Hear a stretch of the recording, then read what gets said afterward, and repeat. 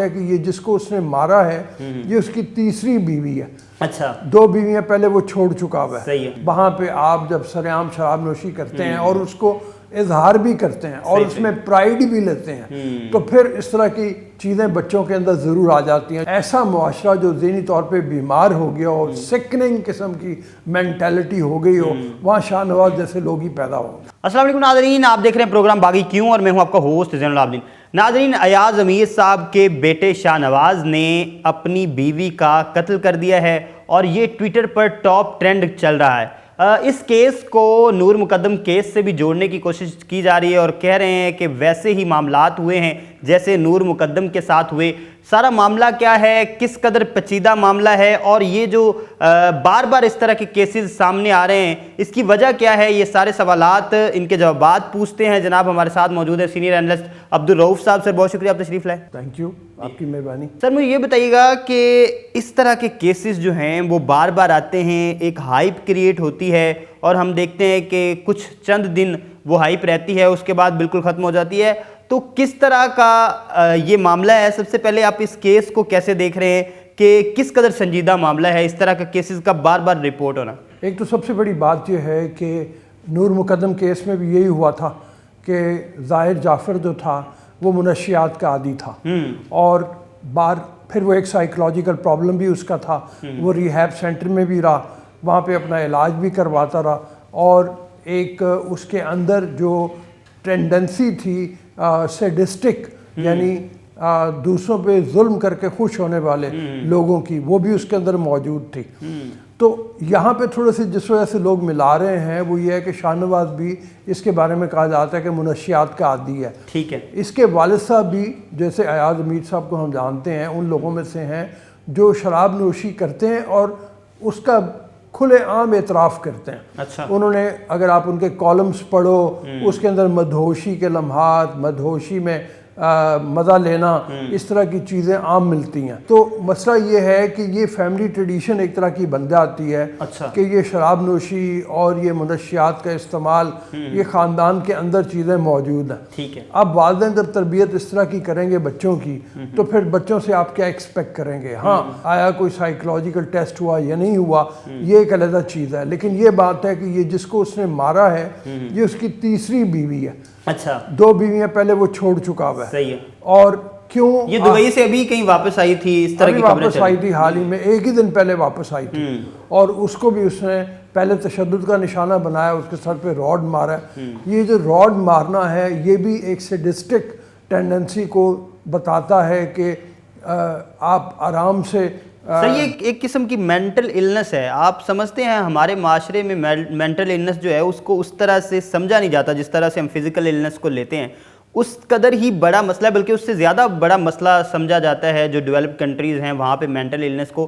تو اس معاملے کو آپ کیا سمجھتے ہیں, یہ مینٹل النس سے جوڑتے ہیں یا وہ جو پرٹیکولر عادات جو کہہ رہے ہیں ان کے جو ہے وہ شراب نوشی اور وہ جو چیزیں ہیں وہ اس کے آڑے آتی ہیں, یعنی مدہوشی میں یہ سارا ہوا ہے یا جانتے بوجھتے ہوئے یہ مینٹل النس میں یہ چیز کسی طرح سے آتی ہے؟ دیکھو نا, مینٹل النس کے ہمارے ابھی تک شواہد کو ایسے سامنے آئے نہیں ہیں. ہو سکتا ہے وہ کل کو اس بات کا سہارا لے جیسے نور مقدم کیس میں ظاہر جعفر نے کیا تھا کہ جی میں تو ذہنی طور پہ بیمار ہوں, ایکٹنگ بھی اس طرح کی اور بڑے بڑے عدالت میں جانا, کبھی کرسی کے اوپر بیٹھ نہیں پا رہا, اٹھا کے لے کے جا رہے ہیں, وہ ساری چیزیں اس نے کی اپنے آپ کو بچانے کی.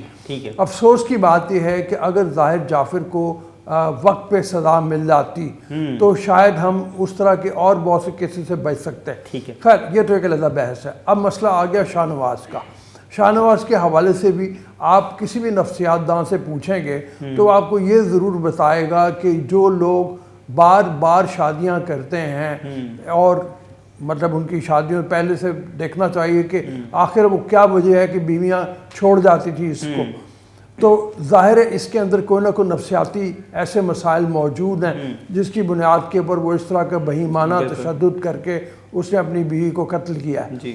اچھا, بظاہر یہ بھی لگ رہا تھا کہ آپس میں کوئی جھگڑا ایسا نہیں ہے جو کوئی بنیاد بنی ہو, لیکن वहशत में जब नशा करके वो उतरा है, अब बाप ने तो कह दिया कि भी जितना भी अफसोस किया जाए कम है। ठीक है सर, आप वैसे समझते हैं, उन्होंने तो अयाज मीर साहब ने तो उनके मुखालिफ बयान दे दिया, लेकिन कुछ लोग जो है वो ट्विटर पे ट्रेंड भी कर रहा है और वो बात भी कर रहे हैं इस पर कि अयाज अमीर साहब का भी किसी तरह से कोई किरदार है इसमें। आप समझते हैं कि वालिदैन का किरदार होता है किसी तरह से, क्योंकि पेरेंटिंग ऑब्वियसली एक इंपॉर्टेंट चीज़ तो है। आप ये देखो कि ये जो शाहनवाज ने जिस वक्त मर्डर किया है तो अयाज अमीर की बीवी ने इतला दी है पुलिस को, उन्होंने बुलवाया। तो ये तो मैं नहीं मानता कि अयाज अमीर का कोई किरदार होगा डायरेक्ट कत्ल के अंदर, लेकिन तरबियत के हवाले से ज़रूर सवाल उठते होंगे कि एक ऐसा मुआशरा जो एक इस्लामी मुआशरा है, वहाँ पे आप जब सरेआम शराब नोशी करते हैं और उसको इजहार भी करते हैं और उसमें प्राइड भी लेते हैं, तो फिर इस तरह की चीज़ें बच्चों के अंदर ज़रूर आ जाती हैं जो बच्चों की किरदार साजी करती हैं। बच्चों की किरदार साजी ठीक नहीं हुई, ये बात तो तय है।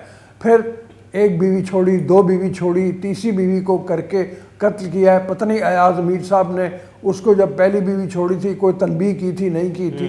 मतलब अयाज अमीरी की एक स्टेटमेंट में पढ़ा था, उन्होंने कहा कि वो अपनी मर्जी का मालिक था। तो अपनी मर्जी का मालिक आप जब जवान बच्चे को भी छोड़ दें, बुजुर्गों का साया अपने ऊपर आप न पड़ने दें उनको। यानी ईस्टर्न कल्चर जो है हमारा, ईस्टर्न कल्चर जिसको हम ईस्टर्न कल्चर का इनके घर में कम से कम फेलियर है। ठीक ठीक ठीक, इनके घर में नाकामी है ईस्टर्न कल्चर की।